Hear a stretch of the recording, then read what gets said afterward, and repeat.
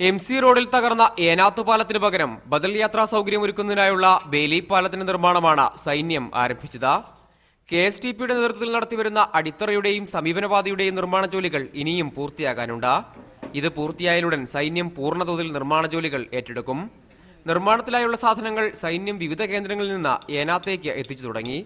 പാലത്തിനായി മുൻകൂട്ടി നിർമ്മിച്ച ഭാഗങ്ങൾ കരസേനയുടെ ഡൽഹി സെക്കന്ദരാബാദ് യൂണിറ്റുകളിൽ നിന്നാണ് എത്തിക്കുന്നത്. എളുപ്പത്തിൽ നിർമ്മിക്കാവുന്നതും ഇളക്കി മാറ്റാവുന്നതുമായ സാങ്കേതികവിദ്യയിലാണ് താൽക്കാലിക പാലത്തിന്റെ നിർമ്മാണം. തകർന്ന പാലത്തിന് സമീപത്ത് തന്നെയാണ് ബേലി പാലവും ഉയരുക.